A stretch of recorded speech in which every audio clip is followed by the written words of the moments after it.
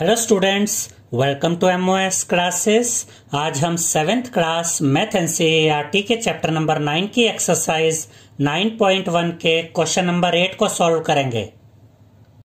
8th question में हमसे कहा गया है fill in the boxes with the correct symbol out of greater than, less than and equal to.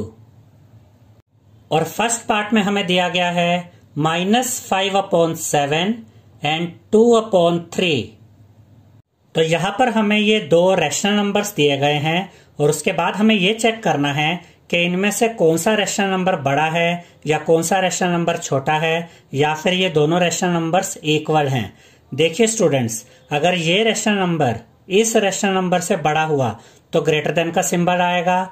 अगर ये रैशनल नंबर इस रैशनल नंबर से छोटा हुआ तो लेस देन का सिंबल आएगा। और अगर ये दोनों रैशनल नंबर्स इक्वल हुए तो इक्वल का सिंबल आएगा। इस एक्सरसाइज की बेसिक वीडियो में हमने आपको ये समझाया था स्टूडेंट्स कि अगर आपको रैशनल नंबर्स को कंपेयर करना है कि कौन सा रैशनल नंबर बड़ा है या कौन सा रैशनल नंबर छोटा है, तो ये जरूरी होता है कि उन रैशनल नंबर्स के डिनोमिनेटर्स सेम हों।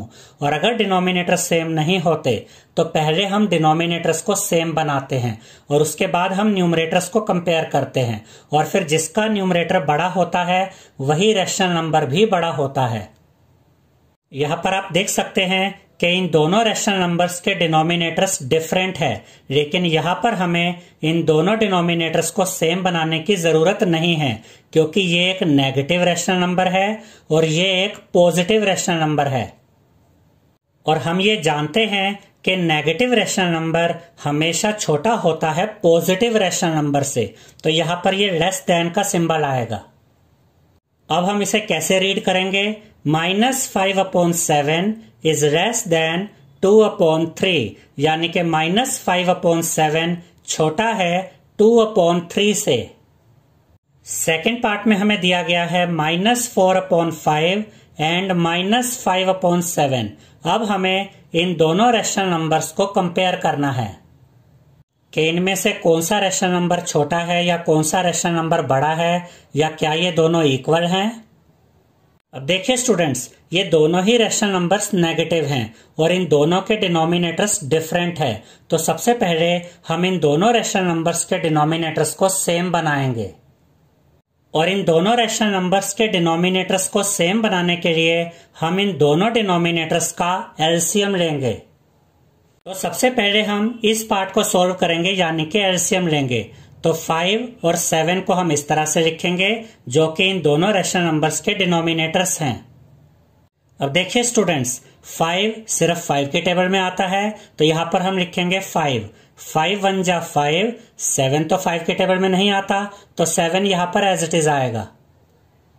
अब देखिए स्टूडेंट्स, 7 सिर्फ 7 के टेबल में आता है तो यहां पर हम लिखेंगे 7 1 जा 7। अब यहां पर हमें मिला 5 एंड 7, तो हम इन दोनों नंबर्स को मल्टीप्लाई कर देंगे जिससे हमें 5 और 7 का एलसीएम मिल जाएगा। हम जानते हैं 5 × 7 35 होता है, तो यहां पर हम लिखेंगे LCM of 5 and 7 is equal to 35। अब हम इस डिनोमिनेटर को भी 35 में चेंज करेंगे और इस डिनोमिनेटर को भी 35 में चेंज करेंगे। तो यहां पर हम लिखेंगे -4/5 और 5 को किससे मल्टीप्लाई करें कि 35 आ जाए? तो 5 7 जा 35 होता है, तो 5 को हम 7 से मल्टीप्लाई करेंगे तो इस न्यूमरेटर -4 को भी 7 से मल्टीप्लाई करेंगे। जब आप 5 को 7 के साथ मल्टीप्लाई करेंगे तो आपको मिलेगा 35, तो यहाँ डिनोमिनेटर में आप लिखेंगे 35। जब आप -4 को 7 के साथ मल्टीप्लाई करेंगे तो आपको मिलेगा -28, तो यहाँ न्यूमरेटर में आप लिखेंगे -28। अब देखिए स्टूडेंट्स, यहाँ पर डिनोमिनेटर में 35 आ गया है। अब हम इस डिनोमिनेटर को भी 35 में चेंज करेंगे, तो इस -5/7 को हम यहाँ पर लिखेंगे। अब 7 को किससे मल्टीप्लाई किया जाए कि 35 आ जाए? 7 5 जा 35 होता है, तो इस डिनोमिनेटर 7 को हम 5 के साथ मल्टीप्लाई करेंगे, तो इस न्यूमरेटर -5 को भी हम 5 के साथ ही मल्टीप्लाई करेंगे। जब आप 7 को 5 के साथ मल्टीप्लाई करेंगे तो आपको मिलेगा 35। तो यहाँ डिनोमिनेटर में आप लिखेंगे 35, और जब आप -5 को 5 के साथ मल्टीप्लाई करेंगे तो आपको मिलेगा -25। तो यहाँ न्यूमरेटर में आप लिखेंगे -25। अब यहाँ पर आप देख सकते हैं कि इसका डिनोमिनेटर भी 35 बन गया है। तो -4/5 से हमें मिला -28/35, और -5/7 से हमें मिला -25/35।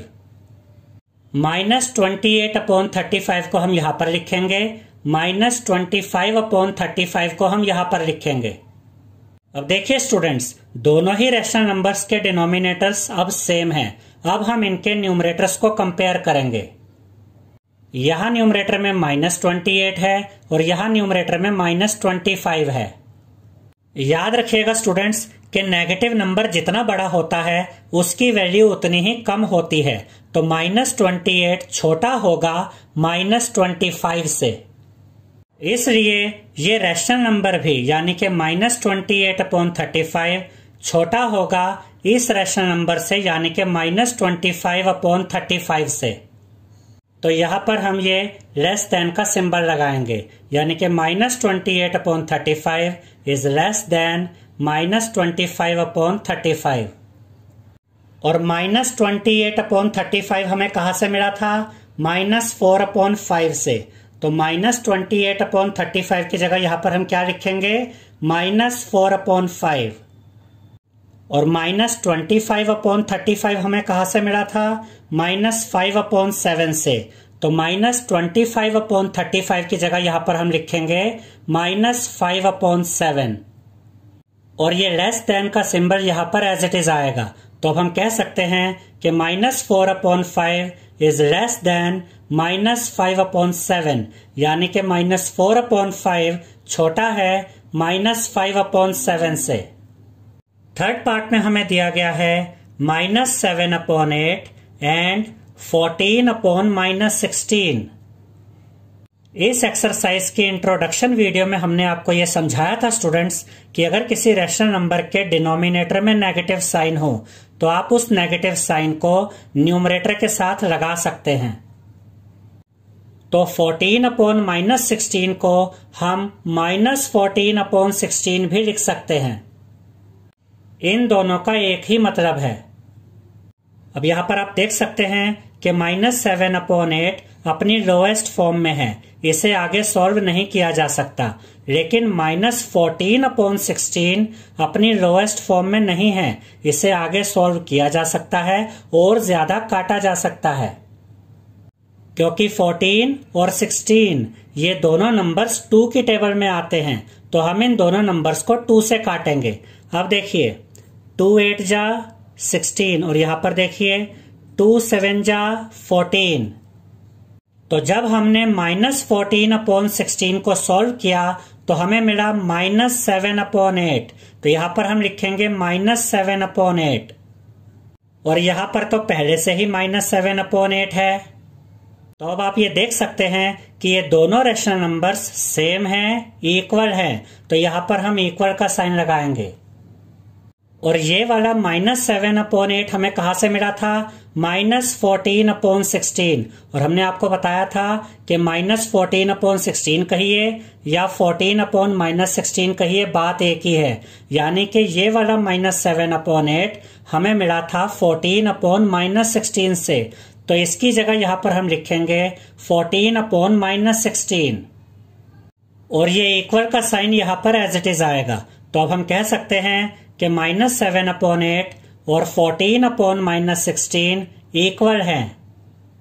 फोर्थ पार्ट में हमें दिया गया है -8/5 एंड -7/4। अब इन दोनों रैशनल नंबर्स के डिनोमिनेटर्स डिफरेंट है। तो सबसे पहले हम इन दोनों रैशनल नंबर्स के डिनोमिनेटर्स को सेम बनाएंगे। इन दोनों रैशनल नंबर्स के डिनोमिनेटर्स को सेम बनाने के लिए हम 5 और 4 का एलसीएम लेंगे। तो यहाँ पर हम 5 और 4 को इस तरह से लिखेंगे। 5 की टेबल में आता है, तो यहाँ पर हम लिखेंगे 5 1 जा 5। 4 तो 5 की टेबल में नहीं आता, तो 4 यहाँ पर एज इट इज आ जाएगा।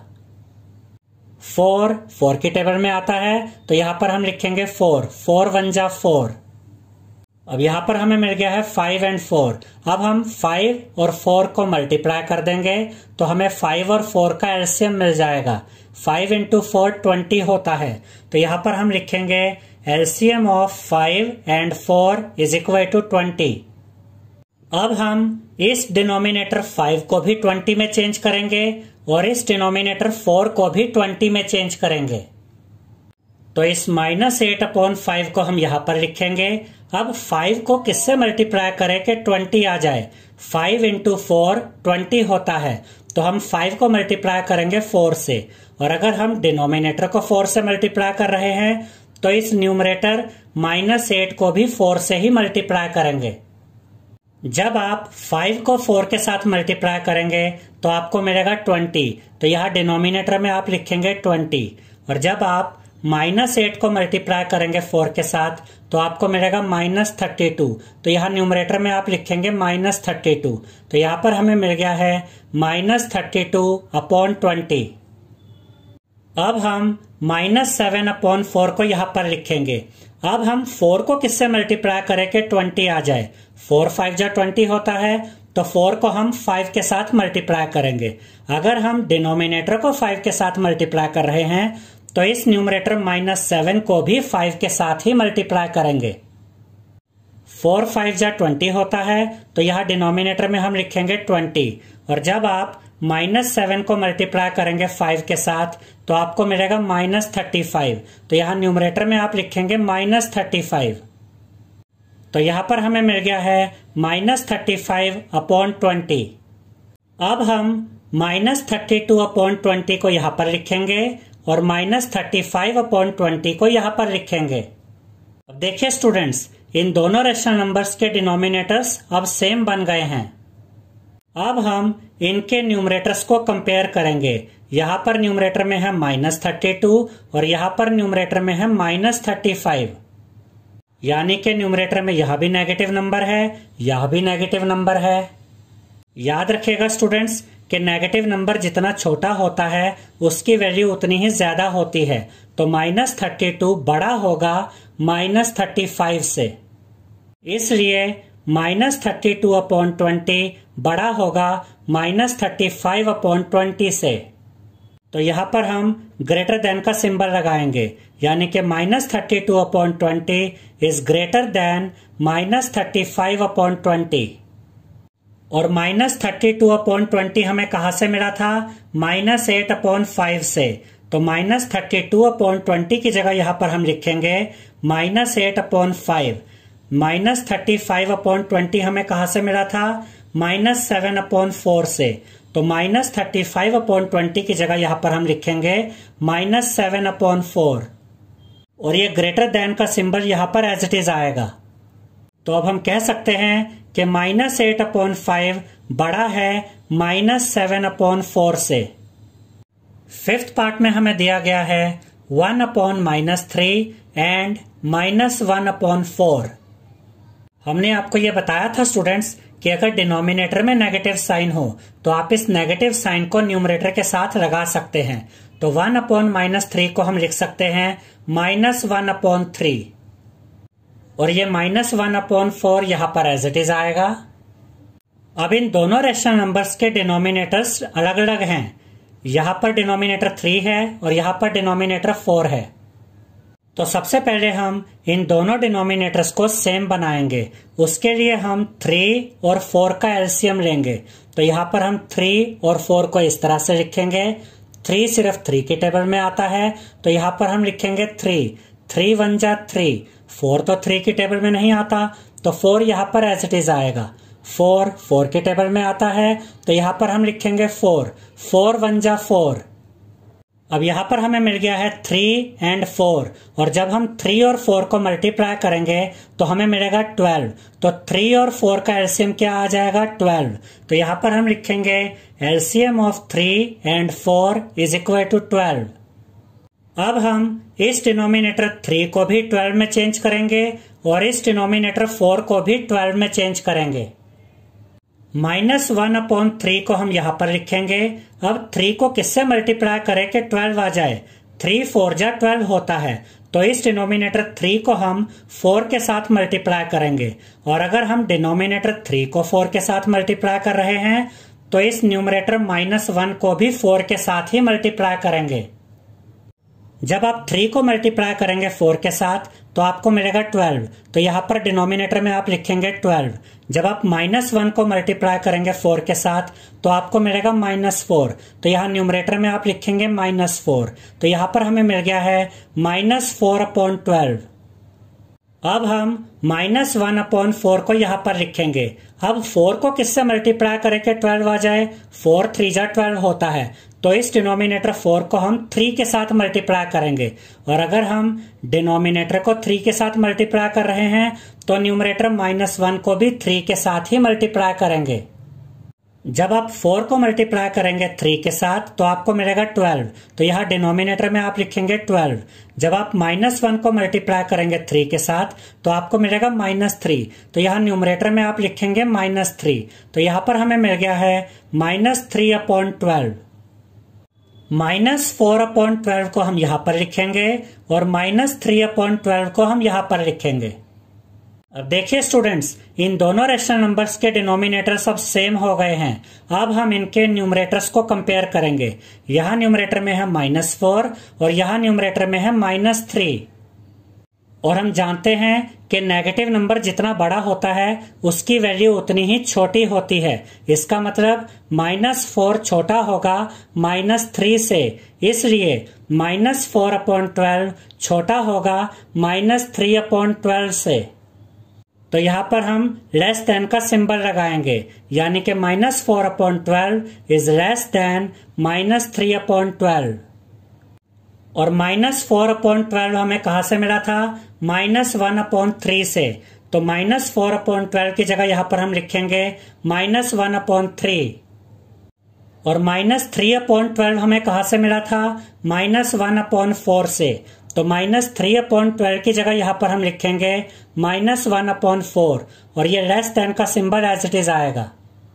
और हमने आपको ये समझाया था स्टूडेंट्स कि आप -1/3 लिखिए या 1/-3 लिखिए, बात एक ही है। तो आप चाहे तो इस तरह से भी लिख सकते हैं, -1/3 इज लेस देन -1/4, और आप चाहे तो इस तरह से भी लिख सकते हैं 1/-3 इज लेस देन -1/4, यानी कि 1/-3 छोटा है -1/4 से। 6th पार्ट में हमें दिया गया है 5/-11 एंड -5/11।